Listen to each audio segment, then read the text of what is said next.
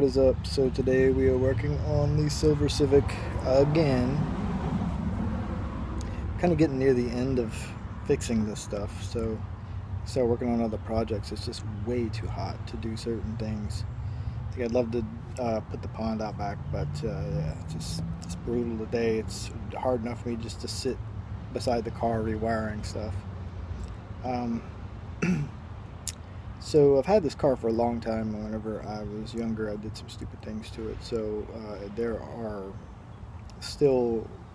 still glow lights under the dash that basically shine on the floorboards, and the wiring was like insane. So I cut all of that out. Ended up cutting out some other wire that I didn't need anymore because I had some other switches in the car to control different things. We don't need any of that anymore. So basically what we're doing is cutting all that out. I bought new gauges for the pillar. One of the gauges we got rid of was the air to fuel ratio gauge because it didn't work, so I got rid of it, pulled it out. We'll get another one later because we're going to need that if we're going to boost. We're also going to need a boost gauge when we boost, so I'm going to put those on the dash bezel. They make a bezel for that, like for the cluster. So I'll put those two there, but for the side we need the battery, and then we need the coolant temp, water temp. And so I decided, since I had been getting a P0505 error, which is ICV, but it also can turn on from a vacuum leak. So it's like, well, then I'll just get a vacuum line gauge. That way I can watch the vacuum lines, make sure nothing squirrely is going on, like we're losing vacuum. So I ended up getting a vacuum line gauge. We got the battery, which I need, and then we got the coolant water gauge. So we're getting those wired in. My tack is dead. That's an old Sun Pro from like back in the day, and it died. And the thing that sucks is like all the tacks that you buy off the internet are like huge, and I do not want a tack that has like the big freaking shift light and all that garbage in it. So I just want it like a regular tack.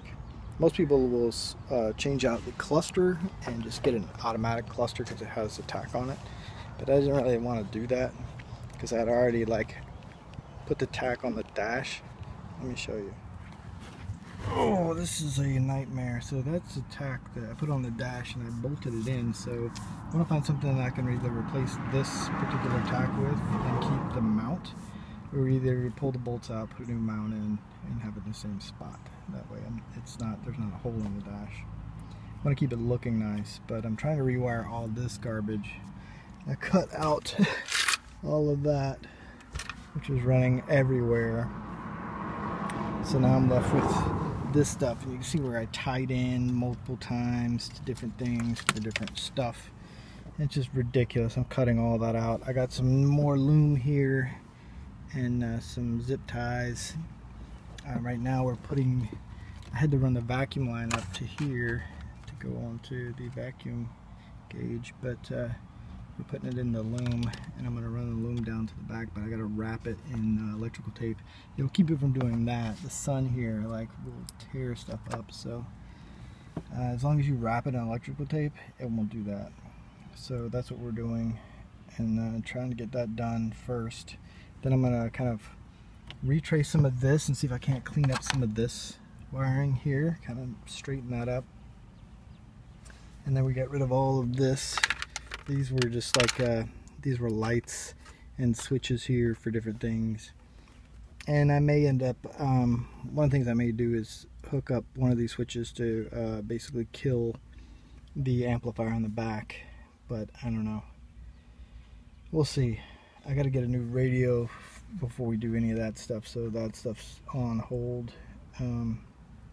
They make a bezel though, this bezel right here, and you can put a gauge here and a gauge on this side. You can't really see it because this is in the way, but before we turbo it, I'll put the boost there, and I'll put the air to fuel on this side so I can kind of monitor that. Alright, so we got the pillar gauges in. They're looking good.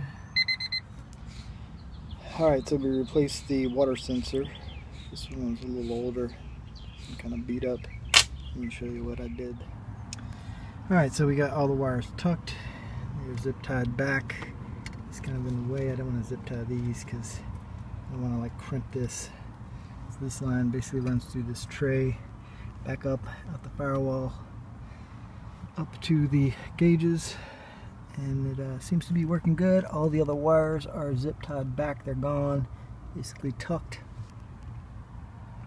Under the hood, let me show you what I did. Ow. So I ended up replacing the sensor for the coolant or water temperature gauge, so that's replaced. But I fed the wires back and then into this loom right here that runs all the way back around. Nothing there. I was trying to find some smaller loom, they didn't have any, so I just used that. And that's it. I cleaned up the bay just a little bit because there's not like wire everywhere. So I would have tucked it up under the fenders, but I just didn't feel like running all that wire. So that's it. We are done. I'll take a break because it is like super duper hot outside. Alright, so the water temp doing good. The vacuum is doing good, and the voltage is doing good. So we'll see. I have my tack coming, so we'll get that put in, and then we should be about done. All the wiring is done, everything is cool here. These don't do anything anymore. I might get some fillers for these and just take these out. These lights used to run the glow lights, so I don't know if they're on or not, but they aren't running anymore, so we're good to go. I'll probably use those for something else. I might really use those for the amp or something. I don't know. We'll figure it out later. But I'm gonna buy some more blanks for this, get these out of here. Other than that, everything looks good. Everything is working. Alright, you guys take it easy. Peace.